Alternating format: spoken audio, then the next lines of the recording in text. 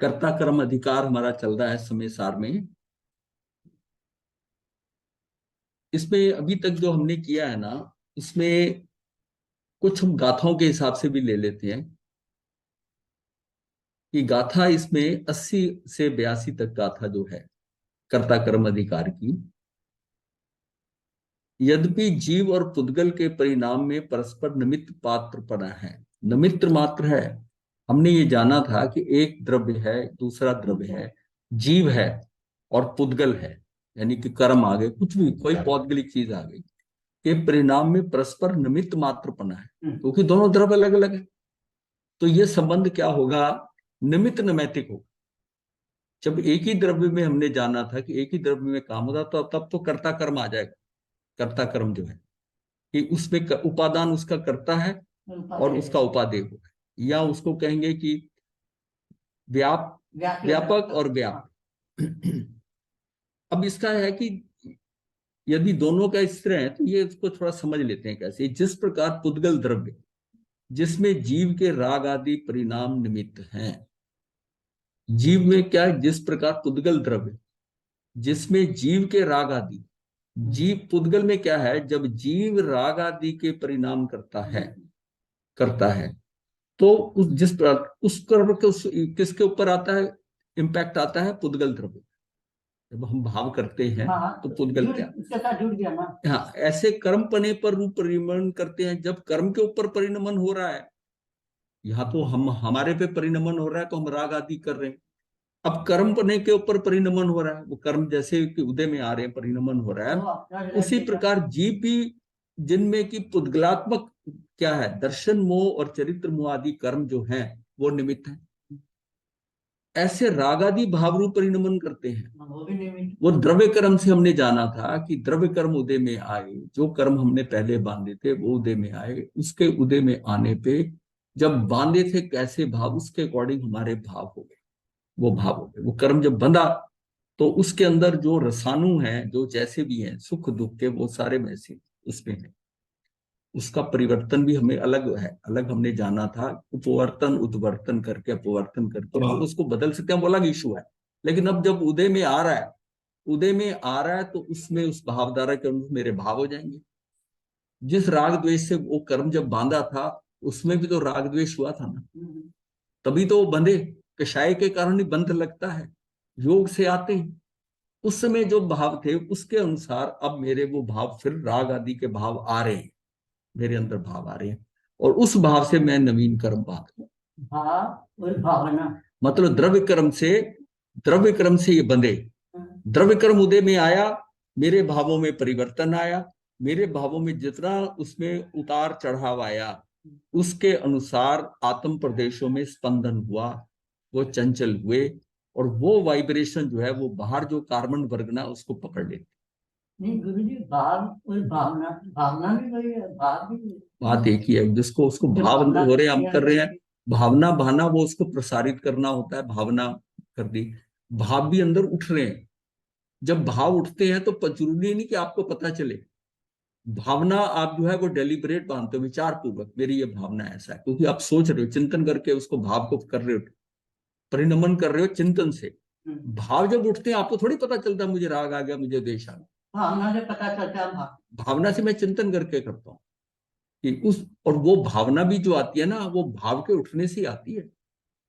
उस समय आपके जो भाव उठे तो वो उसको फिर आप विचार करते हो, प्रसारित करते हो, तो भावना हो जाती है, वो भावना हो जाती है। तो इसका ये हम समझ गए कि द्रव्य क्रम से ये साइकिल चलता आ रहा है, ये ब्रेक तो करना ही पड़ेगा। इसका मतलब है कि जीव और पुद्गल का, यानी एक द्रव्य दूसरे द्रव्य का काम कैसे करता है, अगर काम होता है तो वो निमित्त नैमित्तिक संबंध है। जो हमारा राइट साइड के ऊपर लाइन है ना, उससे होता है, जैसे कुमार और वाला वो हो गया। यदि जीव किसी पुद्गल कर्म को करता है, अगर ये माने कि जीव पुद्गल कर्म को करता है और इसी को भोगता है, कर्म को करता है और भोगता भी है, तो द्विक्रिया जो आई थी पीछे हमने पढ़ा था, द्विक्रिया, द्विक्रियावादी का वो प्रसंग आ जाता है। वो अगर करता है और भोगता भी है तो द्विक्रिया आ जाएगी। वही चीज जो है वो करता भी है भोगता भी है। इसका मतलब कर्ता कोई और है और भोक्ता कोई, द्विक्रिया को हमने एक्सेप्ट नहीं किया। किसी द्रव्य में कि दोनों की क्रिया करे, उसकी भी कर दे और अपनी भी कर दे, ऐसा नहीं। भावार्थ क्या है इसका, कि दो द्रव्यों की क्रियाएं भिन्न ही होती हैं। दो द्रव्य हैं, एक द्रव्य अपने हिसाब से क्रिया करेगा, जो दूसरा दूसरा अपने करेगा। वो अगर राग द्वेष करना है तो किसने करना है, वो जीव ने करना है। और कर्म के अंदर जो कर्म का करना है वो उसने काम करना है, वो जड़ है। वो वर्ण गंध रस स्पर्श जो उसका, उसकी अपनी प्रॉपर्टीज है, इसकी अपनी प्रॉपर्टीज है, वो अपना अपना काम करे। दोनों का ही काम करने लग जाएगा, ये कैसे? तो द्रव्यों की क्रियाएं भिन्न ही होती हैं। जड़ की क्रिया चेतन नहीं करता, और चेतन जड़ क्रिया नहीं करता। वो जड़ की क्रिया वो नहीं करता, दोनों की अपनी क्रियाएं अलग हैं। वो उसकी उसकी इसकी क्रिया चेतन क्रिया होगी, उसकी क्रिया जड़ क्रिया होगी, जड़ क्रिया होगी। जो पुरुष एक द्रव्य की दो क्रियाओं की को कर्ता मानता है, मतलब एक द्रव्य को दो क्रियाओं का कर्ता मानता है, वह मिथ्या दृष्टि है, वो मिथ्या दृष्टि। तो महाराज जी, इन क्रियाओं में निमित्त क्या होगा? हाँ जी। इन क्रियाओं में जो द्रव्य की और हाँ, पुद्गल की द्रव्य जो कर्म क्रियाएं, तो वो कर्म आ गए ना। हाँ, इसमें हमारा निमित्त क्या होगा फिर? कर्म के कर्म, लिए जीव निमित्त बन गया, जीव हाँ, के लिए कर्म हाँ, है। कर्म बन गया ना। जब द्रव्य कर्म उदय में आते हैं, मान लियो मेरा कर्म उदय में आया, हाँ। उस कर्म का वो पौद्गलिक कर्म उदय में आया, उसके उदय आने में मेरे अंदर भावों में परिवर्तन आ गया। हाँ, कर्म उदय में तो, आया, इसने मुझे ये कह दिया, इसने ऐसा कह दिया, या इसने मुझे चोट पहुंचाई, अब तो भावों में कर्म परिवर्तन। निमित्त हुआ, कर्म निमित्त। हाँ, परिवर्तन आ गया। तो ये इसको जो है ये सारा हमने डिस्कस किया हुआ है। अब हम थोड़ा इसको समझ क्लियर गया। कर रहे हैं गाथा के हिसाब से। ये गाथा 80 से 82 तक की गाथा में ये वर्णन क्लियर करा है। 80, 81, 82 तीन गाथाएं हैं, उनका सार जो है ना वो ये है उन गाथा के साथ। फिर आती है ये गाथा जो 85 है ना, वो ये कहती है कि जीव किसी पुद्गल द्रव्य के कर्म को करता है, उसी को भोगता है, इसी को भोगता है, तो द्विक्रियावादी होता है। तब प्रसंग आता है, वह प्रसंग जिनेन्द्र देव के उसको सम्मत नहीं है, यानी हमारे धर्म के अकॉर्डिंग नहीं है कि दो क्रिया कर। ये भी हमने कर लिया गाथा 85। 86 क्या है, दो क्रियाओं को अनुभव करने वाला पुरुष मिथ्या दृष्टि क्यों? अब रीजनिंग है, लॉजिक पूछ रहा है कि दो क्रिया अगर की है, उसका अनुभव करने वाले को आप क्यों कहते हो कि मिथ्या दृष्टि है? उसका कोई समाधान दीजिए ना। लेबलिंग अपने की जगह दूसरे की तो करिए। रीजनिंग समाधान देना है कि दो क्रिया का इसका समाधान क्या है, उसको आपने कह दिया मिथ्या दृष्टि। भाई बताओ क्यों, क्यों मिथ्या दृष्टि? जिस कारण आत्म भाव और पुद्गल भाव दोनों को आत्मा करता है, अगर हम ये सोचे कि आत्म भाव भी वो कर रहा है और पुद्गल भाव भी, दोनों को आत्मा ही करने लग जाए, आत्म भाव भी कर, अगर मानो जिस कारण आत्म भाव और पुद्गल भाव दोनों को आत्मा करता है, ऐसा कहते हैं, इसलिए ये द्विक्रियावादी मिथ्या दृष्टि है। भावार्थ क्या है, जो ऐसा मानते हैं कि आत्मा आत्म परिणाम और पुद्गल परिणाम दोनों का ही करता है। आपको जब हम कहते हैं कि कर्म के कर्ता आप नहीं हो, तो महाराज कर्ता कौन है फिर? कर्म ही करो। मैं कहता हूं राग द्वेष आप नहीं करते हो, आपको तब डाउट होती है। दोनों फंडामेंटल चीजें बड़ी दिमाग में घूमती है कि कर्म का कर्ता जीव नहीं है, राग द्वेष भी नहीं कर सकता, पर आपके मन में भाव आता है कि राग द्वेष तो मैं ही कर रहा हूं। आता है ना ये क्लैरिटी कि तू कर्ता, कर्म का कर्ता नहीं है। हाँ, हाँ तू कर्म का कर्ता महाराज जी, वो नहीं तो है। नए की दृष्टि से है ना। हाँ, नए भी इसकी थोड़ा नए, ये जो पहला शब्द है ना शुद्ध निश्चय ने, इसमें हम पहुंच रहे हैं कि नए की दृष्टि से हम देख रहे हैं कि उसको, नए की दृष्टि क्या है, आपको ये समझना है कि तू नहीं करता। जब तू वहां है नहीं, जब उस मीडियम में है ही नहीं, तू नहीं करता है, तू इसको नहीं करता, राग द्वेष तू नहीं करता। कर्म का तो फिर भी हम समझ जाते हैं कि कर्म के उदय में तूने कर्म वो काम किया, लेकिन भाव तो वो तो जड़ तो भाव नहीं कर सकता, भाव तो तू नहीं किए, तू नहीं किए। इसको भी नहीं कहते राग द्वेष भी तू नहीं कर सकता। कहा है, कहते हैं ना हम कि राग द्वेष को भी मत मान, तू करता है। अगर मानता है तो ये क्या है कि भव भ्रमण का सारा चक्कर यह है कि कर्मों का कर्ता मैं हूं, कर्ता भोक्ता मैं हूं, और राग द्वेष भी मैं करूं, राग द्वेष भी मैं करूं। इसी बात को क्लियर किया जा रहा है कि जो ऐसा मानते हैं कि आत्म परिणाम और पुद्गल परिणाम दोनों का कर्ता, एक को दो क्रियाओं को कहने वाला कहते हैं, यानी जीव ही करता है, ऐसा नियम उपादान रूप से एक द्रव्य का कर्ता होता है। ये हमने अत्यंता भाव में जाना था। एक जो है, एक द्रव्य दूसरे द्रव्य का कार्य नहीं कर सकता, तो दोनों कार्य नहीं होते। अब यहां बात जो पहली लाइन आती है, क्योंकि अशुद्ध निश्चय ने से जीव राग आदि भावों का और व्यवहार ने से कर्मों का कर्ता तथा भोक्ता स्वीकृत किया गया है। ये अशुद्ध निश्चय ने से तो मैं नहीं कर, व्यवहार ने नहीं कहेंगे, क्योंकि मैं निश्चय की बात कर रहा हूं इसमें। अभी इसको क्लियर करने के लिए मैं एक चीज दिखाता हूं, वो फिर वहां से हम ये देखिए। नए के अंदर ना ये दो चीजें होती हैं व्यवहार। अभी बहुत मोटा मोटा समझिए, मुझे जो बताना वही है, क्योंकि ये डिटेल में जाने के लिए। तो इसमें जो है व्यवहार ने और निश्चय ने, छोड़ दो।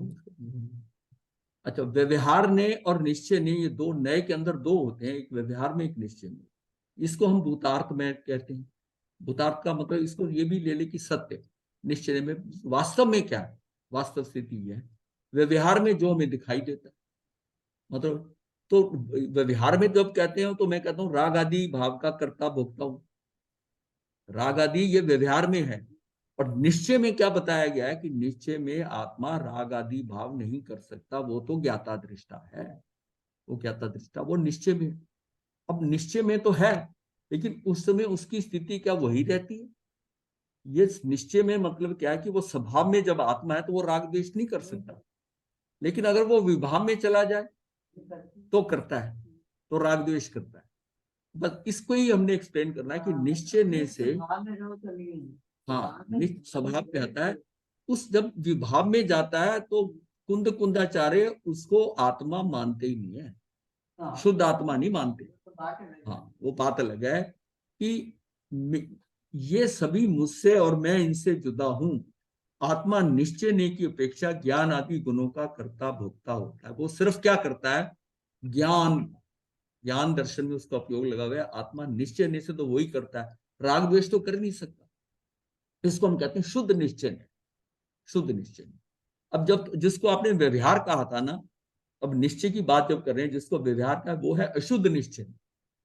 ये नीचे जो है मेरा हाथ जा रहा है, शुद्ध निश्चय ने से कर्म जनित राग आदि भावों का कर्ता तथा उन्हीं का भोक्ता। अब हम ये बात करते हैं, जब हम कहते हैं कि इसने कर्म किए हम करता, तो वो अशुद्ध निश्चय है, व्यवहार नहीं कहा, अशुद्ध निश्चय। ये इन्होंने कुंदाचार्य की भाषा में ये शब्द आया है ना, अशुद्ध निश्चय ने। ये राग आदि भाव आत्मा को छोड़कर अन्य पदार्थों में नहीं होते, ये बात आती है ना, तो राग तो कोई और कर नहीं सकता। इसलिए उन्हें आत्मा के कहने के लिए अन्य आचार्यों ने एक अशुद्ध निश्चय ने की कल्पना की है, उन्होंने इसको निश्चित दे दिया। वे शुद्ध निश्चय ने से आत्मा के नहीं है राग द्वेष, परंतु अशुद्ध निश्चय ने से आत्मा के हैं, ऐसा कथन करते हैं। परंतु कुंदाचार्य विभाग को आत्मा मानने के लिए तैयार ही नहीं है। उन्हें आत्मा कहना वे व्यवहार का विषय मानते हैं। ये जो आप व्यवहार बोलते हो ना, ये व्यवहार का हो गया, मानते हैं उस व्यवहार जिसे उन्हें अभूतार्थ कहा। भूतार्थ का मतलब है कि निश्चय से आ गया, अभूतार्थ का है, ये भूतार्थ का है। अब हमें समझ में आ गया कि ये जो अशुद्ध निश्चय ने से, अशुद्ध निश्चय ने का फर्क क्या आ गया कि अशुद्ध निश्चय ने में राग आदि भाव का कर्ता मैं हूं, भोक्ता में हूं, ये शुद्ध निश्चय क्योंकि जो आपको फील हो रहा है। बट निश्चय में क्या है, निश्चय में तू नहीं, निश्चय में तू, क्योंकि तू कर ही नहीं सकता। नहीं, जब तू शुद्ध है तू नहीं कर सकता। जब आत्मा शुद्ध है तो वो ये नहीं कर सकता। वो अशुद्धता में विभाव में जाता है, विभाव में जाता है तो उसको वो प्रॉपर्टी जो शुद्ध वाली वो मत लगाइए। वो जो शुद्ध आत्मा है वो कहता मैंने नहीं किया, ये तेरे कारण तूने ही कुछ करवाया, तूने ही मुझे विभाव में लेके गया और फिर हो गया, मैंने नहीं किया। समझ आ गई बात में? यही आपको बताना था कि ये जो शब्द ऊपर आया है कि अशुद्ध निश्चय ने से, नहीं मतलब सिर्फ व्यवहार ने और अशुद्ध निश्चय ने में फर्क क्या हुआ? इसलिए जब निश्चय की बात कर रहे हो ना तो व्यवहार उसमें इन्वॉल्व ना करिए। ये जो मैं न कराऊंगा आपको बता दूंगा कि ये सारी टेबल आएगी, ये सारी टेबल आएगी, लेकिन इसमें एक शब्द आ गया क्योंकि अशुद्ध निश्चय ने से जीव राग आदि भावों का और व्यवहार ने इसे कर्मों का कर्ता, व्यवहार से कर्मों का कर्ता तथा भोक्ता स्वीकृत किया गया है। कर्मों का करना जो व्यवहार से, निश्चय से क्या है, अशुद्ध निश्चय नहीं। आप मान उसको मान लो, ये आपको बड़ा स्वाभाविक नजर आ रहा है, उसको फिर निश्चय मत करिए। मतलब यह कि अशुद्ध निश्चय नहीं, अशुद्ध निश्चय परस्पर विरोधी न्यों का सामंजस्य पात्र भेद के विचार से ही संपन्न होता है। ये परस्पर विरोधी नय है, ये दोनों निश्चय और व्यवहार। और उस निश्चय के अंदर फिर दो कैटेगरी आ गई, एक शुद्ध का, शुद्ध निश्चय नय हो गया, एक अशुद्ध। अशुद्ध, अशुद्ध का मतलब है कि जिस समय आत्मा अशुद्ध हुई उस समय जो उसकी स्थिति है, तो आत्मा के लिए तो उसको निश्चय की शब्द के लिया, और कर्ता कर्म, कर्म जो कर रहे हैं उसको व्यवहार में ले लिया। कर्ता कर्म फिर भी समझ में आते हैं कि तू नहीं करता, लेकिन ये जो अंदर भाव होता है कि फिर भाव वो थोड़ी करता है, भाव तो मैं ही करता हूँ। हाँ तू करता है, पर तू वो शुद्ध आत्मा नहीं करता, तू अशुद्ध होके करता है, तू विभाव में जाके करता है। तू अपने जुम्मे के लिए, तू तो शुद्ध ही है। तेरी शुद्धता तो ऐसी आई कि मणि के आगे उस रंगीन चीज के रखने से अब मणि रंगीन नजर आ रही है। पर अगर मैं बाहर से देखता हूं तो मुझे लग रहा है कि ये जो डायमंड है या मनी है वो मुझे रंगीन नजर आ रही है, और उससे, लेकिन मैं हूं तो अगर उसको हटा दूं मैं तो शुद्ध हूं, तो वो शुद्ध है। अब अशुद्धता कर्म के कारण आई, तो इसलिए वो कहता है कि जो ये काम हुआ ये मैंने नहीं किया, इसने करवाया, मैंने नहीं किया, वो कर ही नहीं सकता, वो कर ही नहीं। ये बात बड़ी क्लियर है, और ये मान के अब पक्का कर लो अंदर कर्ता कर्म ज्ञान में कि तू राग द्वेष नहीं कर सकता, तू कर्म भी बांध नहीं सकता, कर्मों का कर्ता भी तू नहीं है, और राग द्वेष का करने वाला भी तू नहीं है। ये बात बड़ी महाराज फिर एक बात बताएं, हाँ जी। अगर भावना जीव विभाव में जाके कर्म बंधन करता है, हाँ ठीक है। और जब कर्म बंधन उदय होते हैं उस टाइम वो स्वभाव में हो, तो फिर कौन भुगतेगा कर्म?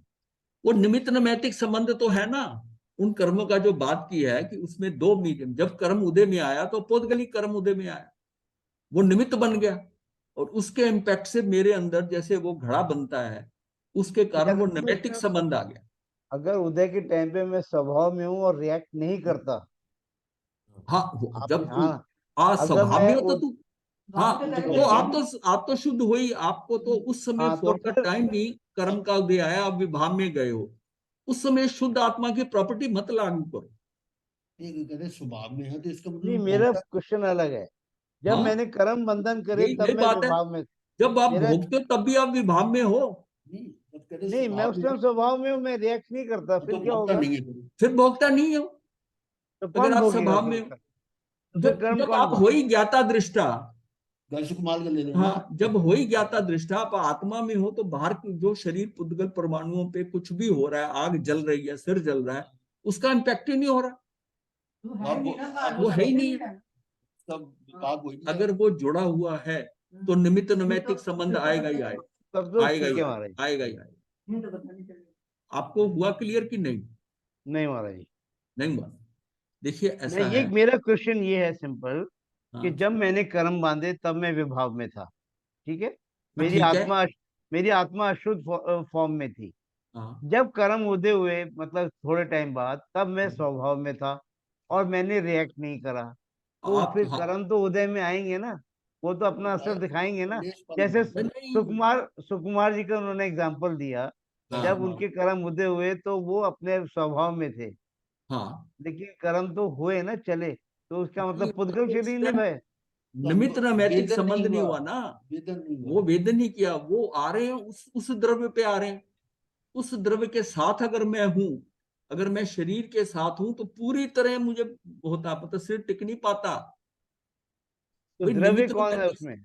उसमें हाँ पुद्गल माना जाएगा हाँ वो पुद्गल। हाँ वो उदय होके रह जाएगा, हाँ आएंगे तो सही उदय में। हाँ, आएंगे तो सही उदय उदय में। वो देखिए वो तो हाँ फिजिकल है। देखिए दो चीज समझिए, एक फिजिकल समझिए कि चीज लगी है, चिपकी है उसके साथ, और उसकी चिपकाहट जो है टाइम के अकॉर्डिंग है। जब कोई चीज आप चिपकाते हो, अगर आप किसी पतले द्रव्य से चिपकाते हो या फेविकोल से चिपका देते हो, जब कशाय तेज होते हैं तो उसका बंध फेविकोल जैसा होता है, और जब आप कम होता है तो गोंद जैसा होता है या लेई जैसा होता है। या कोई वैसी चिकनाहट चीज लगा के चीज को चिपका दिया आपने, पानी से तो चिपका हाँ, के। पानी से लगा के थोड़ी देर के लिए चिपका, जैसे ही पानी सूखेगा वो चीज गिर जाएगी, वो गिर जाएगी। तो ये पानी और जो चिपचिपाहट है जो भी है, जिसको टैग कहते हैं, इंग्लिश में टैग कहते हैं, वो जो टैग है उसकी चेप, चेप हिंदी में चेप है, वो चेप उसके कषायों के अनुसार है, वो अलग चीज है। जो समान आया लगा वो हमें जानना था योग से आया, वो हमारे योग से जितनी क्वांटिटी आई है वो योग से आई है, वो चिपकी है उसके साथ में। अब आपको सिर्फ है कि वो आपके साथ चिपकिया, आप उसको अनुभव करना चाहते हो, अनुभव करने नहीं। के लिए आप उस द्रव्य के साथ लिंक्ड हो। नहीं। हाँ, बस यही बात है। अगर आप लिंक्ड हो, मैं अगर शरीर के स्तर पर हूं, तो मैं इस पे जो कर्म उदय में आ रहे हैं, जो कर्म का पौद्गलिक कर्म का उदय आएगा, वो कार्बन वर्ण के, वो मेरे शरीर के स्तर पर आएगा, वो पुद्गल है, पुद्गल के ऊपर आएगा, और मैं इससे जुड़ा नहीं हूं। मैं इससे जुड़ा नहीं तो मुझे फर्क, और मैं जुड़ा हूं तो मुझे पूरा फर्क पड़ेगा, मुझे तो जुड़ा पड़ेगा। इसका मतलब मैं इसका नहीं जुड़ा मतलब, हूं तो उदय जो कर्म आएंगे उसको मेरा पुद्गल शरीर ही मतलब हाँ उसको सहेगा ना। हाँ, उसको शरीर ही सहेगा। इसीलिए कहा ज्यादा से ज्यादा आप दिन भर में भी आप अंदर रहो, क्योंकि कम अपने को नहीं पता है कि कर्म कब उदय में आएंगे, किस कर्म की स्थिति खत्म हो रही है। उस टाइम आप भड़केंगे, किसी से लड़ाई होगी, किसी से कुछ होगा। अगर उसमें आप ध्यान कर रहे थे, तो वो जो कर्म उदय में आएगा ना, आपका घुटना दर्द होगा, आपकी कमर दर्द होगी, वो कर्म तो निर्धारित टाइम पे होंगे, कुछ ना कुछ आपको करके जाएंगे। और ये भी हो सकता है आपका मन चलित कर जाए, जो आपका मन टिक नहीं रहा, भाव नहीं। कई बार ध्यान के अंदर मन टिक जाता है, भाव उदय नहीं हो रहा, और कई बार होता है कि वो कोशिश कर रहा है टिकने की, नहीं टिकता। कई बार ध्यान बहुत बढ़िया लगता है, कई बार आप कहते हो आज ध्यान अच्छा नहीं है। उसमें क्या है कि वो स्थिति किसके साथ चल रही है, वो कर्म जो है ना, उसका अभी कहते हैं जितनी चीजें देखी हैं, जानी हैं, जितनी ग्रहण की हैं, वो सारी एक एक करके आती है। और उस समय, जिस समय ऐसी स्थिति होती है कि बहुत शांत बड़ा ऐसा स्थान मिल गया, अहोभाव से किया, कर्म भी कोई उदय भी नहीं आया, लंबी स्थिति तक चलेगा। नहीं तो क्या था, 2 4 5 मिनट लगा, कोई ना कुछ ऐसा हो गया, कोई शोर मच गया, मारती हुई आ गया, ये हो गया, ध्यान में भंग पड़ गया। ये सारा खेल मतलब अपने को दो तरफ से समझना है कि कर्म का कर्ता मैं हूं, कर्म का भोक्ता मैं हूं। ये कैसे आपको समझ में आता है? एक व्यवहार से, भाई मैं जीव हूं, ये तो सारे जड़ है, पुद्गल कुछ नहीं कर सकता, वो नहीं करता, तो कर्म करने वाला कौन है? मैं हूं। भोगने वाला कौन है? मैं हूं। अब कहा जाता है निश्चय में कि तू कर्म का कर्ता नहीं है, तू भोगता नहीं। इस बात को तू दिमाग से निकाल दे, क्योंकि निश्चय ने से तू करता नहीं, क्योंकि जो हुआ वो दूसरे के कारण हुआ, दूसरे के कारण हुआ। उसमें कुछ हुआ, इसने करा करा, तुम तो शुद्ध हो, आत्मा के तो शुद्ध ही शुद्ध है। और ये जो मतलब डायमंड के अंदर दूसरा का रंग का इम्पैक्ट आ जाना, ये बहुत अच्छी एग्जांपल है। हमेशा दिमाग में रखो कि जिस रंग की वो वस्तु सामने आई है, उस वस्तु वो रंग झलकने लगा। अब ये अगर आप कहते हो कि ये वो भाषित होता है आपको, पर वो शुद्धि है, ये दोनों चीजें दिमाग में रखो। वो है तो शुद्धि है, लेकिन अब वो उसके अंदर रंग जो झलक रहा है, उसके कारण उसकी प्रॉपर्टीज में वो अगर राग द्वेष कर लेता है, तो शुद्ध आत्मा के ऊपर मत डालिए। तो निश्चय ने से ये है, मैं तो हमेशा शुद्ध ही हूं। उस अवस्था में किसी और के कारण मेरे में थोड़ा परिवर्तन हुआ और मैंने राग द्वेष कर लिया, तो वो जो राग द्वेष आपने किया, क्योंकि करने वाले तो आप ही हो, ये कंफ्यूजन तो रहेगा हमेशा। जब करने वाले आप हो, तो फिर मैं राग द्वेष का करता क्यों नहीं? और कहा जाता है कि निश्चय से तू कर नहीं सकता, तू द्वेष कर नहीं सकता, तू कर्म बांध नहीं सकता। ये बात बड़ी क्लियर है कि, और इसको हम मान के चले कि राग द्वेष का कर्ता मैं नहीं, और कर्म का कर्ता भी मैं नहीं। ये कर्म बड़ी ही कर्म का करता। करती, कर्म ही कर्म का करता है। वो आया, उसने मेरे अंदर चेंज करा, मैंने कर दिया, हो गया, पर मैं तो शुद्ध ही हूं। अब वही जो आत्मा जो किसी फूल के कारण या किसी रंग के कारण उसमें वो रंग आया, वो कहता मैं तो शुद्ध हूं ना। अब उसके एंगल से देखो, आत्मा तो शुद्ध ही है, उसको हटा लो, उसको हटा लो वहां से, वो वैसा है, वो वैसा। ये तो तुझे जो बाहर वाला खड़ा है उसको भाषित हो रही है कि ये लाल नजर आ रही कि पीली नजर आ रही है, पर वो लाल पीली नहीं हुई, वो लाल पीली नहीं हुई। उसकी उस समय की प्रॉपर्टीज थोड़ी बदली, क्योंकि वो आपको लग रहा है कि ये पीली और लाल हो गई, जैसा रंग रखा, जैसा धागे में उसको डायमंड के पास रखा, उसके कारण उसमें वो भाषित हो रहा है। समझ में आ रहा है ना? समझ में आ रहा है? हाँ, तो वैसे ही भाषित होता है। तो इसका मतलब है कि बड़ा पक्का कर लो कि राग द्वेष का कर्ता मैं नहीं। हाँ, राग द्वेष का कर्ता मैं नहीं हूँ, इसका भोक्ता मैं शुद्ध हूँ। मैं तो सिर्फ मेरी प्रॉपर्टी ज्ञान की है, मैं ज्ञान का ही ज्ञाता हो सकता हूँ, ज्ञान ही करता हूँ, मतलब उसके पास ज्ञान है, उसके अलावा और कुछ नहीं है। आत्मा ही ज्ञान है, ज्ञान ही आत्मा। जो आत्मा का ज्ञान जिस तरह कन्वर्ट हो रहा है, उस ज्ञान को ही वो आत्मा देख रही है, उसके ज्ञान को। उसको बाहर से भी कुछ नहीं लेना कि चीज क्या पड़ी हुई है। तो चीजें बाहर पड़ी हैं, वो उसके ज्ञान में झलक रही हैं। आपने आंखें बंद कर ली, अपनी इंद्रियां बंद कर ली, अब आत्मा अपने ज्ञान में है। ध्यान में क्यों कहा जा रहा है कि पांचों इंद्रियां को आप अंदर की तरफ मोड़ लो? उसमें अंदर अंदर जो उसमें आत्मा के अंदर जो हलचल होती है, वो ज्ञान के अंदर उसका उपयोग अंदर अपने लगने की बजाय वो बाहर की चीजों के अगर दृश्य आएंगे, ध्वनि सुनेगा, रस इंद्रिय के ऊपर कुछ आ गया, जो भी इंपैक्ट हो रहे हैं इंद्रियों के, उसमें उसका ज्ञान उसके अंदर लग जाएगा और वो उसको ही पढ़ेगा वो। तो उसकी भाषा तो ज्ञान है आत्मा की। तो और ज्ञान में जो जा रहा है वो इंद्रियों और मन से जा रहा है। पांचों इंद्रियां और मन जो है वो उस ज्ञान के अंदर जो डिस्टर्बेंस कर रहा है ना, जो डिस्टर्बेंस, जो ज्ञान शांत समुद्र की तरह है, उसमें लहरें कौन उठा रहे? उसमें उस समुद्र में लहरें उठ रही हैं पांचों इंद्रियां और मन के। और जिसमें मन जो है और ये इंद्रियां उसको डिस्टर्ब कर रही हैं, आप अपनी छवि उस पानी में नहीं देख सकते जिसमें लहरें उठ रही हैं। जिसमें लहरें उठ रही हैं उसमें आप छवि नहीं देख सकते।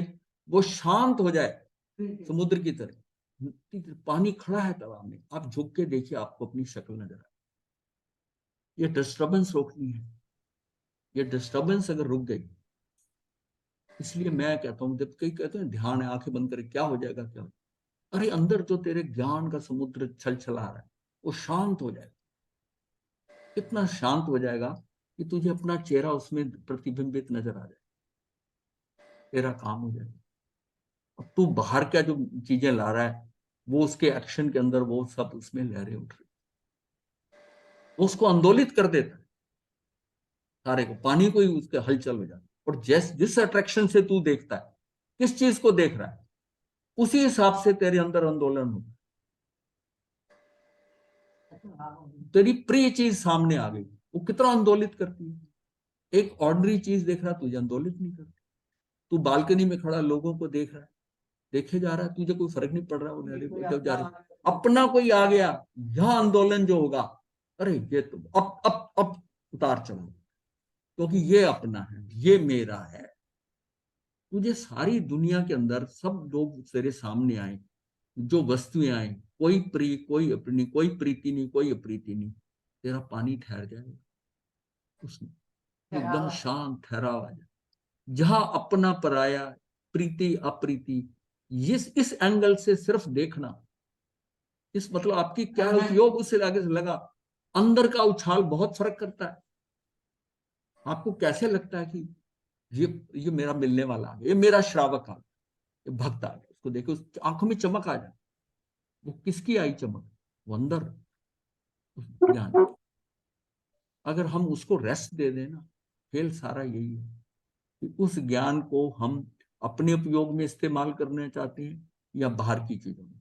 अगर उसमें लहरें उठती रहेंगी, ये होता रहेगा सारा दिन, बहुत अच्छा लगेगा।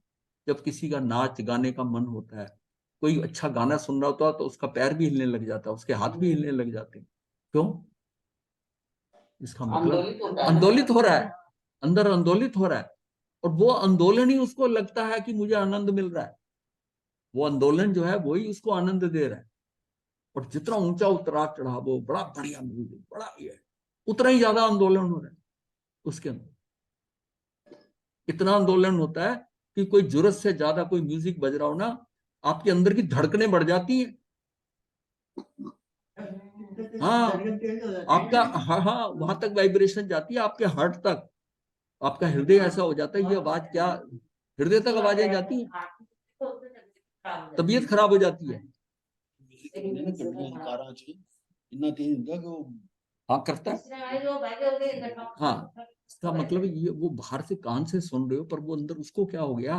इसीलिए मध्यम नामी एक परिभाषा आई थी एक जगह कि जिसके एक रोम में भी किसी भी परिस्थिति से कंपन नहीं होता, वो सबसे बड़ा आत्मसाधक, सबसे बड़ा अहिंसक। वो 14वें गुण स्थान, एक भी अभी तो मैं सांस ले रहा हूं, मैं सांस ले रहा हूं तब भी वाइब्रेशन हो रही है। हाँ जी, वो बंद होगी जब, वो उतनी वाइब्रेशन, उतने योग भी खत्म होंगे 14 इसको अगर एक तरफ रख दें, बाकी दूसरी किसी भी उससे देखो वही तो बात आ गई ना, सांस इतनी नेचुरल और सूक्ष्म हो रहा है, ये भी तो वाइब्रेशन दे रही है, ये भी वाइब्रेशन दे रही है। मतलब कितनी सूक्ष्म है बात। अकंप तो हाँ, अकंप तो वो 14वें गुण स्थान में अकंप हो जाता है। मतलब उसको समझे हम, वहां होने, उसको समझे कि हमें कंपन वहां तक रोकना पड़ेगा मुक्ति के लिए, वहां तक जाना पड़ेगा कि मेरे अंदर कोई इंपैक्ट ही नहीं, मेरे में वाइब्रेशन करने की कोई जगह ही नहीं रहे, मैं इतना कॉम्पैक्ट हो जाऊं कि सब कुछ ही सॉलिड हो जाए, सब कुछ सॉलिड हो जाए। बारीकी में जाए तो अब जैसे हम स्वाध्याय कर रहे हैं, तब भी माया कर रहे हैं हाँ, कि आत्मा को तो भूल रहे हैं इस समय। हाँ, मतलब ये तो बिहार में हम कहते हैं हाँ ठीक है हम कर रहे हैं, लेकिन हाँ ठीक है, जब भी हम बाहर हैं कार्तिक कर्म तो बंद ही रहे हैं सारे। करने के अंदर कर्ता का भाव में बस। अशुद्ध तो वो बंद ही रहे। हाँ, कुछ ना कुछ घाती कर्म होते ही अशुद्ध है। कर्म तो बंद ही। परसेंटेज कम ज्यादा हाँ, हो कम सकता ज्यादा, है। हाँ, हल्के बन रहे हैं बस। हल्के बंधेंगे, बहुत कम समय के बंधेंगे। ऐसे भी कर्म बंधेंगे जो इसी भव में आ जाएंगे, थोड़े समय बाद ही आ जाएंगे। महाराज जी, हाँ जी। जो विपन जी कह रहे थे ना हाँ, कि मैं अगर स्वभाव में हूँ तो हाँ, फिर तो निर्जरा होनी चाहिए ना महाराज। हाँ, तो हाँ, निर्जरा स्वभाव होगी। निर्जरा हो रही है ना, आपका कर्म बंद नहीं हो रहा, वो हाँ एक जी, ही वो बात है वही ना। मेरा ख्याल वो है, जो वही कर्म तो। हटे हैं, आप नहीं, आप मैथमेटिक्स मत चलाओ इसमें। मतलब ये सोचो कि जो कर्म उदय में आया, आपने नवीन बांधा नहीं, जी, वो जो गया वो निर्जरित हो गया, हाँ, बस यही उसके बात है। कारण आपने नया बंध, देखो कर्म तो सारे निर्जरित होते हैं, जिसकी जी, जो स्थिति बंद है उसके हिसाब से वो हटता है। पर निर्जरा क्यों नहीं कहते, वो गया तुमने दूसरा बांध लिया, तो जी, निर्जरा किस बात की, बात होगी नहीं, कंवर्ती हीरालाल जी, होता रहता है। मतलब तुझे बांधना नहीं है, इसका मतलब है कि वो ये जो कर्म, ये कर्म जो उदय में आ रहा है, कर्म तो पता नहीं कितने कैसे किस किस टाइमिंग के अनुसार उदय में आएंगे, तूने उससे हिलना नहीं। या मतलब हमारे सामने व्यक्ति वस्तु परिस्थिति का जो परिवर्तन हो रहा है, वो मेरे कर्मों के क्या है, ये कर्म पूर्वकृत कर्म जन्य है, उसके द्वारा जनित है। इसको पक्का करके तुझे इसका प्रभाव ही नहीं है। अभी जी, क्या है, अभी हम हिल जाते हैं, अभी हम हिल जाती है तो प्रॉब्लम होती है। ये हमने भाव करना है कि मुझे, अब जैसे हम आज से 30-35 साल पहले कोई बात के क्रोधित हो जाते, मतलब रिस्पॉन्स देते थे उसी टाइम, ये क्या, ये किसने क्या बात की, ऐसी दिमाग से बात आती तो अगले को मतलब चित्त कर दे, ये बात ऐसी। फिर थोड़ा थोड़ा कम, थोड़ा थोड़ा कम, यहां तक कि दीक्षा लेने के बाद भी रिस्पॉन्स आता था। पर धीरे धीरे देखा कि कम होता जा रहा है, कम होता जा रहा है। जैसे जैसे हम आगे बढ़ रहे हैं, उसमें लगता है अब उतना इफेक्ट नहीं हो रहा है जो आज से 3 साल पहले हो रहा था, 2 साल पहले हो रहा था। अब धीरे धीरे धीरे धीरे उसमें चीजें अभी भी वैसी हो रही हैं, लेकिन अब वो इम्पैक्ट नहीं कर रही। अब वो उतनी उतनी हम ज्यादा ना, मतलब इतने एक एक एक पौधा होता है ना, पेड़ होता है, बड़ी आंधी आती है वो सीधा रहता है। एक जिसका तना कमजोर होता है ना, वो हिलने लग जाता है, आंधी थोड़ी सी आई हिलने लग जाता है, कमजोर होता है तो टूट जाता है। अब अपने तने को मजबूत करना है ना, जितना जितना आप अपनी शक्ति से अपने आप को पक्का करते जाएंगे, होता जाएगा, आप नहीं कर रहे, वो हो रहा है, उतना उतना आपके अंदर वाइब्रेशन कम, और आपको क्या स्थिति संभाल में रहेगी। जितने चंचल पहले बचपन में होते थे, कितनी चंचलता होती है बचपन में, धीरे धीरे बच्चा टिक नहीं पाता, कितनी चंचलता होती है। वो कहते हैं, माँ बाप कहते हैं टिक के नहीं बैठता, ये नहीं करता, नहीं इसका वो धीरे धीरे धीरे टिकना होता है। जैसे जैसे उम्र बढ़ती है, फिर उसके हिसाब से उसके शरीर में उसका टिकाव आता है। और हमारी समाज जो है ना, ये सबसे बड़ा इसका कार्य टिकाव का, अगर देखा जाए मन नहीं लग रहा, पर फिर भी वो कर रहा है, समाहित कर रहा है, बैठकर टिक कर रहा है, एक तरफ अपना ध्यान लगा रहा है, एकाग्रचित्त हो रहा है। अब एकाग्र ध्यान क्या है कि आप कोई भी काम कर रहे हैं उसमें उसमें 100% दे दो। अगर बहन रसोई बना रही है तो उसको पूरा तन में होकर रसोई बना रही है। जो पढ़ रहा है वो पूरी तरह पूरा 100% उसको दे रहा है। एक डेफिनेशन में ये भी ध्यान कहा जाता है। आप पूरी एकाग्रता से जो काम कर रहे हो पूरी एकाग्रता से कर रहे हो, इधर नहीं कर रहे, इधर उधर नहीं जा रहे। वो भी स्टेज आती है। पढ़ रहा है बच्चा, वो कर रहा है, टीचर पढ़ा रहा है, वो सुन रहा है तो सुन रहा है, बिल्कुल ऐसा लग रहा है जैसे कि वो मूर्ति की तरह ना, वो सुने जा रहा है, सुने जा रहा है, सुने जा रहा है। और एक क्या इधर देखता है, इधर देखता है, दूसरा क्या कर रहा है, ये क्या कर रहा है, उसकी समझ में उतना नहीं आता। जितनी जितनी हमारे में स्थिरता आती जाए, तो स्थिरता आने के कारण ही सब होता है। ये जब हम करेंगे ना कि इसका सम्यक दृष्टि कर्म क्यों नहीं बांधता, इसमें आएगा कि उसमें जो कर्म बनते हैं अस्थिरता के कारण बंधते हैं आगे जाके, जिसको हम कहते हैं कि वो कर्म बांधता अबुद्धिपूर्वक। बुद्धिपूर्वक नहीं बांधता। बुद्धिपूर्वक मतलब उसको समझ है मुझे नहीं करना है, ऐसा नहीं करना, उसको सारी चीजें पता है, ऐसा हो तो मुझे ऐसा नहीं करना है, ऐसा तो ऐसे, वो बुद्धिपूर्वक कर रहा है। बट अबुद्धिपूर्वक तो बंध रहा है।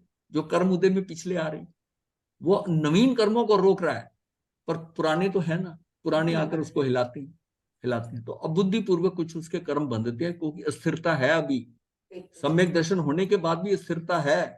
एक प्रश्न, हाँ सम्यक दृष्टि है, उसको पता है क्या सही है, क्या हाँ क्या गलत है मेरे आत्मा के लिए, हाँ और वहां भी उसको परिस्थिति अनुसार हम्म, ऐसा कार्य करना पड़ता है। वो जान रहा है कि ये कार्य मुझे करना गलत है मेरे लिए हाँ, नियम विरुद्ध है, हाँ, नियम विरुद्ध भी कभी उसको करना पड़ जाता है, हाँ। ड्यूटी के हिसाब से, परिस्थिति के हिसाब से। वो अंदर में समझ रहा है, तो वहां बुद्धिपूर्वक हुआ, अबुद्धिपूर्वक हुआ। ये तो हुआ ना, ये उसका, ये भी उसका बुद्धिपूर्वक वो होगा, लेकिन उसके कारण दिए हैं कि हाँ, कोई सम्यक दृष्टि से जबरदस्ती कोई राजा ऑर्डर दे के कोई गलत कराता है। जबरदस्ती नहीं करवा रहे, परिस्थितियां करवा रही। जबरदस्ती कहते हैं उसको। हाँ, परिस्थितियां आने का मतलब व्यक्ति वस्तु परिस्थिति। व्यक्ति ऐसा आ गया कि तुझे ये करना ही करना, नहीं तो तू हमारे राज्य से निकल जा, उसको है दंड। अब कार्तिक सेठ को क्यों आना पड़ा उस कार्य के लिए, समझ गए। क्यों आना पड़ा? और उसको उस टाइम उसने रियलाइज करा कि अगर तू दीक्षित हो गया होता तो तेरी ये स्थिति नहीं हुई जो तेरी आज हुई है। वो क्या, उसको अपने संयम को लटकाता जा रहा था। ठीक चल रहा है, कोई बात नहीं, साधना हो रही है, ये हो रही है। लेकिन जिसमें वो घटना घटी, तो ये जो अपने सुब्रत मुनि उनके टाइम के बात है ना, 20वें तीर्थंकर के टाइम पर, तो उस टाइम पर ये उसके मन में भाव आया कि दीक्षा का भाव भी बन रहा था, अंदर चल भी रहा, लेनी है, लेकिन पर तूने ले ली होती तो आज तेरी दशा ये नहीं। वो बात से काम कर गया। महाराज साहब, हाँ जी। महाराज साहब, इस वाले एग्जाम्पल को एक दूसरे पॉइंट ऑफ व्यू से भी बताइए कि ये तो आपने एग्जाम्पल लिया कि भाई जैसे राजा ने कहा कि भाई ये करना पड़ेगा, नहीं तो हम तेरे को नगर से निकाल देंगे या जो भी है। कई बार ऐसा भी होता है कि ऐसा किसी ने डायरेक्टली तो नहीं बोला, लेकिन जब जॉब करते हैं कई बार ऐसा कुछ काम करना पड़ता हाँ है हाँ जो अंदर हाँ, से आत्मा ठीक है बोलती है कि ये। हाँ जी, तो उस सिचुएशन में क्या होगा? ये क्योंकि आप मैं विभाग कई में बार मैं आप उसको ना कई विभाग बार में फेस चले गए करता ना। हूँ।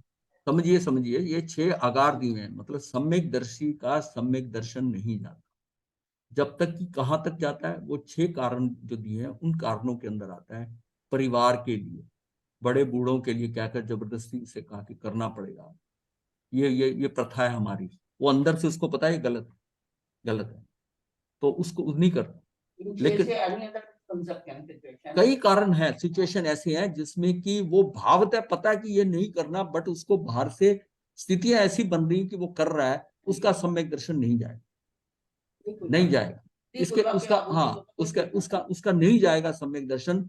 यहां तक कि जो 206 पासत्ता थी, जो भगवान पार्श्वनाथ की, जो हाथ पैर अपनी विभूषा इसके ऊपर इतना ध्यान देती थी, धोती रहती थी, जो जिसको कि ये कहा था पासत्ता कहते थे, वो जो थी, वो सारी पहले और एक भव करके 4 पल्लू की और वो मुक्त हो जाएंगी।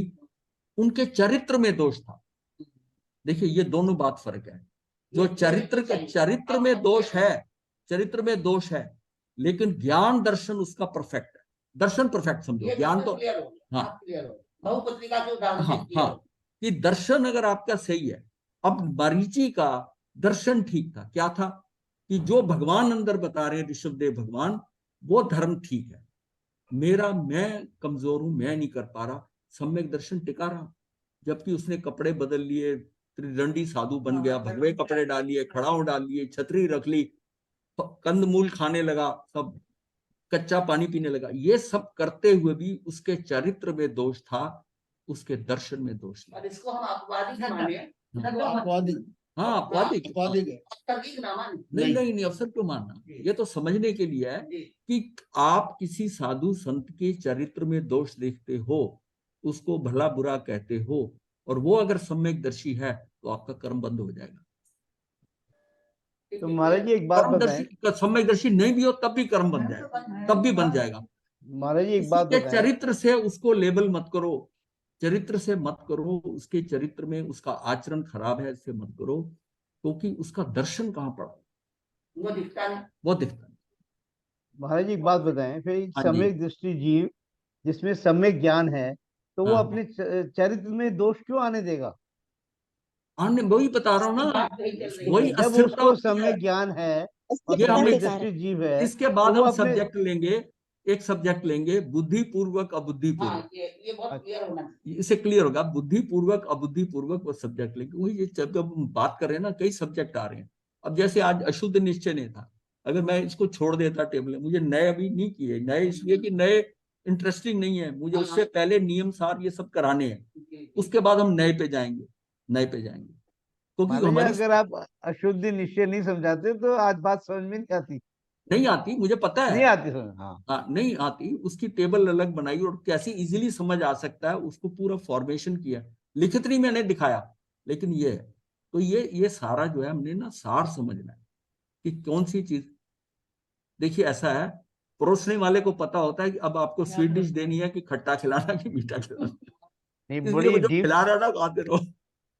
बट बहुत डीप और बड़ी क्लियर फिलोसफी है महाराज जी। हाँ, तो मतलब उसने पापड़ सबसे लास्ट में खिलाना कि पापड़ ही पहले रख देगा, वो ये उसके ऊपर छोड़ो। बाकी उससे भी भूल हो सकती है, लेकिन तब आप कहते हो भी ये थोड़ा मैं बाद में ले लूंगा, ठीक है, कभी ये तो है नहीं कोई चीज परफेक्ट है, लेकिन हमें ये पता है कि ये इसको करना, और ये इस पे हम आज मेरा ख्याल है कि हमें 42 मिनट हो गए, हम वही 3 लाइनों पे अटके हुए। लेकिन क्लियर होता जा रहा है। ये क्लियर होता जा रहा है कि इसलिए कभी किसी के चरित्र और आचरण देखकर, मैं कई बार कहता हूं, किसी व्यक्ति की आदतें देखकर उसको बुरा मत करो। कोई खाता उसकी आवाज होती है, उसके आप कमेंट करते हो, ये करते हो, वो जो करता है उसकी आदत है, अंदर से बुरा है, आपको पता नहीं, वैसे ये बहुत सही है, तो फिर आप अंदर की बात देखो ना, क्योंकि आपका लिंक प्रभु से है, ये भी आप प्रभु है, मैं भी प्रभु हूँ, ये भी आत्मा, ये भी शुद्ध आत्मा, मैं भी शुद्ध आत्मा। ये जो बाकी हो रहा है ना, ये क्रिया इसकी है, हो सकता है ये किसी ऐसे इलाके में रहा है, जैसे जगह में, जिस गांव में रहा, कैसा रहा है, शहर, जब शहर वाले को देखते हैं, गांव वाले को तो वो देखते हैं, एटीकेट नहीं आ पा उसको रहा। हम गांव वाले को देख के समझ जाते हैं गांव से आया, इसको नहीं पता। मतलब ये हालत हमने देखी कि किसी के ऊपर हंसने की बात नहीं होती, कि लास्ट में वो फिंगर्स को रिंस करने के लिए खाना खा लिया होटल में, वो कटोरी में गर्म पानी और नींबू लेके आते हैं, उन्हें रिंस करने में, और वो उठाकर उसको पीने लगा। ये सामने की बात है, ये सामने की बात है, उसके उठाया नींबू, उसे नींबू को देखा, उसे थोड़ा नींबू का दबा दिया और आ गया, उसको लगा पीने, उसको रोका, अरे भाई पीना नहीं है। अब उसका दोष नहीं है, दोष नहीं, वो पहली बार उस होटल में आया है, उसको पता है खाने की चीजें मिलती है, खाने की कौन है। अब उसने तो घर में वो देखा लोटे से हाथ धुलवाते हैं, और यहाँ वो गांव से आया है, तो उसको तो पता है कि नींबू उसमें पड़ा है, तो कोई पीने की चीजें हाजमा ठीक हो जाएगा। ये सारा जो है ना, ये सब लेके चलो, किसी को उसकी आदतों पे हंसना, ये गांव वाला है, ये ऐसा है, इसको वो उतना नहीं है, लोग कमेंट करते, नहीं होना चाहिए, नहीं होना चाहिए। उसकी आदतों से, किसी आदमी को उसकी आदतों से मत करो, कि उसकी आदतों से, उसके अंदर की बात को देखो कि ये अंदर से शुद्ध है, व्यक्ति वैसे तो सही है, ठीक है, एक्सेप्ट इट, मारीची वहां तक ठीक रहा। जिस टाइम मारीची ने ये कह दिया कि जैसे उनका उनका धर्म है वैसे ही मेरा धर्म, बस द मोमेंट ही सेड, हो गया, समय दर्शन चला, समय दर्शन चला, बस इतना है। दृष्टि मेरी ठीक रहे, इसलिए हम अपनी दृष्टि को ठीक करें, और दृष्टि ठीक करते करते ही सम्यक दृष्टि होती। कई बार क्या है कि उसको सम्यक दृष्टि आ जाती है, उसको साक्षात्कार नहीं होता। वो ये समझता है कि भाई मुझे सम्यक दर्शन, उसको हो सकता है साक्षात्कार ना हुआ हो, क्योंकि वो दर्शनावर्णी कर्म के क्षोभम से होना है, वो वहां से आएगा दर्शन। लेकिन नॉर्मली क्या होता है कि जब वो आता है, स्टेज में आता है, तो वो भी कार्य करता है, क्योंकि वो ज्ञानावर्णी, दर्शनावर्णी और दर्शन मोनी ये सब जुड़े हुए हैं, सब जुड़े हुए हैं, एक ही फेज में चलते हैं। चलिए आगे बढ़ते हैं इसमें। इसी कर्ता कर्म अधिकार में अमृत चंद्राचार्य ने अनेक नए पक्षों का उल्लेख करके तत्ववेदी पुरुष को उनके पक्ष से परे रहने वाला बताया है, कि उस पक्ष से ना नए नए पक्षों से परे रहे। आखिर नए वस्तु स्वरूप को समझने का साधन है, साध्य नहीं है। नए साध्य नहीं है, समझने के लिए बताए हैं। कोई अब बातचीत करे नए से ऐसा ऐसा, ये जो नए बताए गए हैं, और भगवान का जो समस्मरण में होता है, वो नए से बात नहीं करते। जैसे अशुद्ध निश्चय जैसे आपने हाँ समझाया, हाँ, समझाए। ये मैं अब कैसे बताऊंगा कि तू राग द्वेष का करता नहीं है? नए से बताना। आपको क्या कमाल है? 5-6 द्रव्यों में से भाव करने वाला मैं ही हूँ, राग द्वेष मैं नहीं कर रहा, तो क्या करेगा? कोई और करेगा क्या? ये बात क्लियर ही नहीं होती।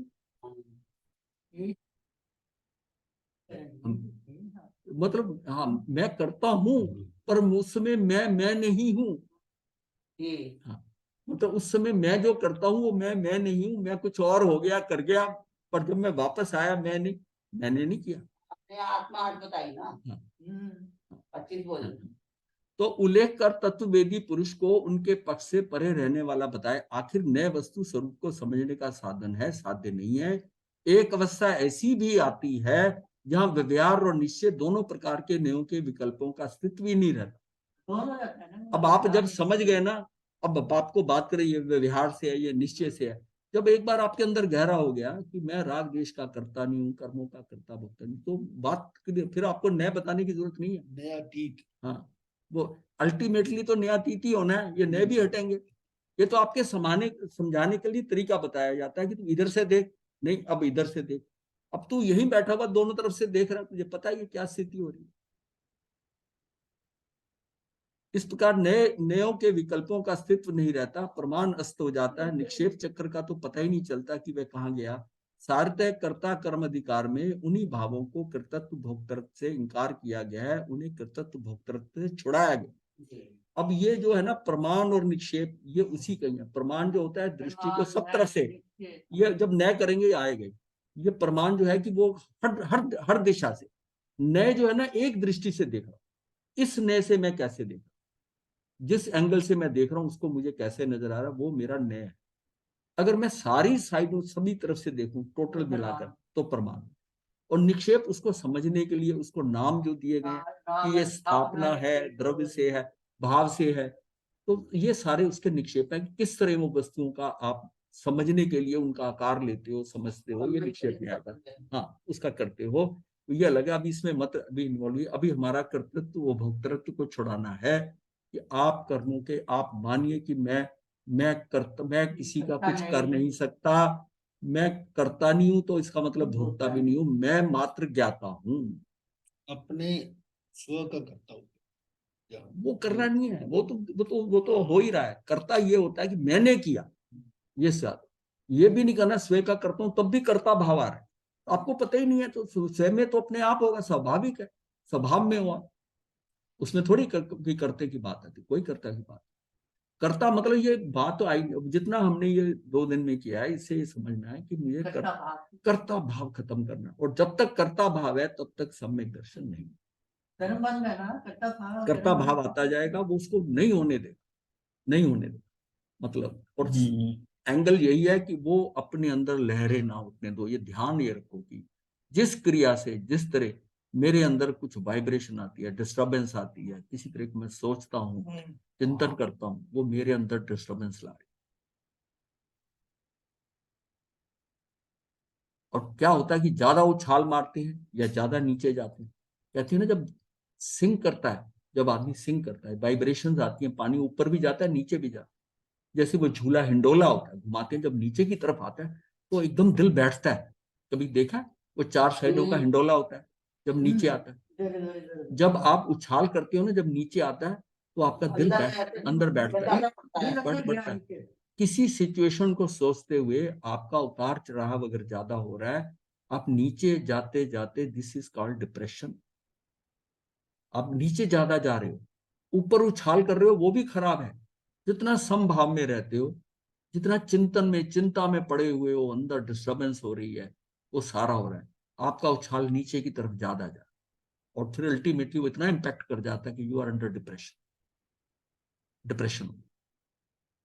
आप सहज रहो ना भाई। जब सारा ही कर्मकृत है, जब सारा ही कर्मकृत है, फिर तू उछल भी क्यों रहा है? छलांगे मारने लग, नाचने लग जाता है। कोई इच्छा मिल गई, कोई ये आ गया, अपने मन की प्रीति जैसा चाहता था वैसा हो गया, तो उछाल आता है ऊपर, वो भी खराब करता है। उसका इम्पैक्ट क्या होगा? तेरा हर तो अंदर का भाव है, उछाल मारने लग जाए, बीपी हाई हो गया, ये हो। और एक होता है कि तू इतना डिप्रेस हो रहा है, तू लो होता जा रहा है। हाई लो क्यों हो रहा है? सम रहा है ना, क्योंकि ये किसी दूसरे का कर्मकृत किया हुआ है। तूने किया चाहे बाद में, लेकिन इस समय तो नहीं किया ना। उसके कारण जो कुछ हो रहा है, इसको रिजेक्ट कर दे। ये अपने को स्व में नहीं होता ना, कर्म ही है, पर में है ना। विभाव हमें है। ये हो रहा है कि जो कुछ व्यक्ति, वस्तु, परिस्थिति, ये जो सामने आमने सामने हमारे चारों तरफ जो इस पेरिफेरी में या परिधि में बदल रही है, इससे तू प्रभावित ना हो। मतलब अप्रभावित रहे किसी की बात से। प्रैक्टिस ये अप्रभावित रहने का भाव जो है अपने अंदर करो, यही साधन। ये मुझे ही साधना है कि अप्रभावित होकर, और फिर अप्रभावित रहिए। बाहर की चीजें देख रहे हो, उससे अप्रभावित हो जाओ, और जो विचार अंदर आ रहे हैं इससे भी अप्रभावित हो जाओ आपका। तो हमें प्रभावों से निकलना है। ये बहुत इंपैक्ट कर रहे हैं प्रभाव जो है, हमें सीधा छू जाते, कमेंट कर देते, ऐसा हुआ, ऐसा होना चाहिए। सहज वो पिछले समय में हो गया गया, बीती तही बिसार गए, आगे की सुध ले। उसको कौन आया, कैसा आया, चर्चा, मतलब भूलना शुरू कर दो। कल क्या किया, आज क्या किया, कल क्या खाया, कौन आया था, कौन नहीं आया था, ये 4 दिन पहले आया था, 10 दिन आया था, उसका फोन आया था, अरे क्या लेना, वो बीत गया। ये स्थिति अपनी जितनी हम लाते जाएंगे, ये आसान नहीं है जितना कहना आसान है, लेकिन उसको अपने अंदर ढालना शुरू, पता तो चले कि ठीक तो यही है कि क्यों क्यों आंदोलित हो रहा है। ये अंदर की स्थिति से आंदोलन है, हमें नजर नहीं आता। अंदर जो आप देखिए कि आपके आंदोलन से, जैसे सिस्टम हिलता है ना, आंदोलन से कोई व्यक्ति आंदोलन कर देता है तो पूरा देश हिल जाता है। और आंदोलन से ही हमने क्या है कि स्वतंत्रता पाली, आंदोलन कर कर। अब हम आंदोलित ही होते रहते हैं। आंदोलन करने की जरूरत नहीं है। आंदोलन कब करता है? जब तू सोचता है कि होना ऐसा चाहिए था, और ये तू बदल सकता है, तू इसको बदल सकता है, इसके लिए तू आंदोलन कर, तू इसके लिए फाइट कर, तू इसको बदल सकता है। तू कुछ नहीं कर सकता। तू ये आंदोलन कर, तू तू अपना ही नुकसान कर रहा है आंदोलन कर, तेरी ऊर्जा खत्म हो रही है। तू आंदोलन कर रहा है, क्रोधित है, बोलता है, ये करता है, सब करता है, तेरे अंदर ही सारा प्रभाव हो रहा है। दूसरे का तो बाद में होगा जो बात करेगा, तो पहले सबसे ज्यादा नुकसान हो रहा है। अपने अंदर स्थिरता लाने की कोशिश, अप्रभावित रहने की कोशिश, यही हमारी साधना है।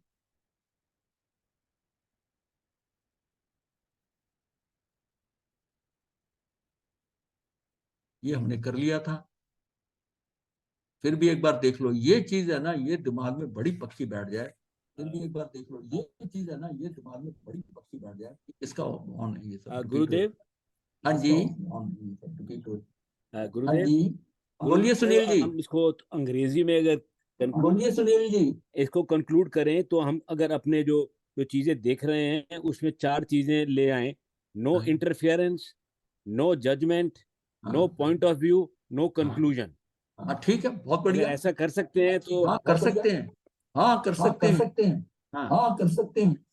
हाँ, इंग्लिश का एक और वर्ड आता है जिसे हम कहते हैं ना, सुंदर चीजें, अच्छी चीजें। Beauty intoxicate both holder and beholder. Yes, बिल्कुल जी, क्या बताएं। हैं? तो सुनील जी इसमें लिख दो, नो इन्फ्लुएंस आल्सो ऐड कर दो आप। तो इस पे हम अप्रभावित रहे, हम जो कुछ हो रहा है, पांच influence. अप्रभावित मतलब पांचों इंद्रियों के पांच प्रभावित और एक मन उसका एनालिसिस करता है भावों से, इनको अप्रभावित करना। कोई चीज आप देख रहे हो, आप देखिए, सबसे ज्यादा आंखों से सबसे ज्यादा प्रभाव पड़ता है। ये इंद्री चक्षु इंद्री को तभी चारों से अलग करा हुआ। चार इंद्रियों को हम कहते हैं अचक्षु इंद्री, चार इंद्रियों को हम कहते हैं अचक्षु, और इस चक्षु को अलग कर दिया। और इसकी प्रोमिनेंस ये है कि इससे वो कहता है मैंने आंखों से देखा, और ये बात अंदर सीधी जाती है, सुनी बात वो करे, उसका इसका मतलब उसकी फ्रिक्वेंसी जो है, उसका प्रभाव अंदर ज्ञान में हल्का होता है। आंखों देखी बात उस वक्त, और जिसको आप देख रहे हो और जिसको आप देख रहे हो और सुन भी रहे हो और जान रहे हो, वो ज्यादा प्रभावित करती है। सुन भी रहे हो, देख भी रहे हो, तो वो उसको प्रभावित ज्यादा करती है। तो ये सारा जो है ना, जीव का सुनने का कैसा है, जानने का कैसा है, ये जो आजकल बच्चों को सिलेक्ट किया जाता है ना, उसमें उसकी इंद्रियों के हर एक क्वेश्चन जो होता है इंद्रियों के हिसाब से होता है। उसको डिक्टेशन दी जाती है, उसमें डिक्टेशन देते कहते हैं इसकी सुनने की प्रखरता कितनी है। कुछ ऐसे शब्द बोले जाते हैं जो कंफ्यूजिंग शब्द होते हैं, उसने सुना क्या उतनी क्लैरिटी से सुना जो हम कहना चाहते हैं। सिमिलर आवाज वाले, सिमिलर मिलता जुलता, जिसमें वो बोले जाते हैं ताकि वो समझ गया, तो उसकी हेयरिंग के अंदर उसकी कितनी है। तो इसमें ये होता है कि सारों में से जो है ना, 9 में से 8 नंबर अगर आ जाते हैं, और कुछ सिद्धि जो है कि उसका समझना, देखना उसका 9 में से 9 ही होना चाहिए, तो फिर उसको सिलेक्शन करते। राइटिंग में भी ऐसे है, हेयरिंग के अंदर ऐसा है, मतलब लिख रहा है हाथ से, उसकी सारी फैकल्टी चेक की जाए, किसी एक में कमजोर तो नहीं है। ये जो बच्चे बाहर पढ़ने जा रहे हैं ना, सिलेक्ट करके जो नौकरी करने जाते हैं, वो एक्चुअल में क्या है कि हमारे देश की जो क्रीम है ना, जब सिलेक्शन करते हैं, जिसके ऊपर देश ने इतना पैसा खर्च किया, ये एक point out of the subject है, लेकिन उसको उसको वो बेस्ट क्रीम ले जाते हैं। आज जो अच्छे डॉक्टर हैं, जो इंजीनियर टॉप के हैं, रिसर्च कर सकते हैं, उन्होंने उसको कुछ पैसा ज्यादा देकर, ज्यादा नहीं दिया, जो हमारी गवर्नमेंट ने यहां तक उनको ट्रेन करने के लिए खर्च किया और उनका बच गया, उसको वो एक्स्ट्रा करके दे रहे हैं, इसको एल्योर करने के लिए। तब भी उसको सस्ते में पड़ रहा है, तब भी सस्ते में पड़ रहा है। जो टॉप इंजीनियर्स हैं, डॉक्टर हैं, नासा देख लो, उनका जो अमेरिका के अंदर जितने रिसर्च के स्थान है, सब में इंडियंस हैं। इंडियंस की फैकल्टी उस हिसाब से, मैथमेटिकल ब्रेन, उनकी बात, सारी चीजें, क्योंकि घर के संस्कार है, हर एक के अपने घर के, सब चीजें वैसी दिखाई उनकी। शुरू में उनकी माता पिता के कारण हर स्तर पे डेवलपमेंट अच्छी हुई है, जितनी बाहर के देशों में नहीं होती। माता पिता उतना टाइम नहीं डिवोट करते बच्चों को, नहीं करते, उसको बस स्कूल जाता है वो करके, और कोई घर असाइनमेंट भी नहीं देते, कोई कार्य नहीं देते। स्कूल में टीचर पढ़ाते हैं, उसको घर के लिए काम नहीं दिया जाता। नितिन जैसे नहीं मिलेंगे वहां। नितिन जैसे नहीं मिलेंगे। ये देते हैं टाइम।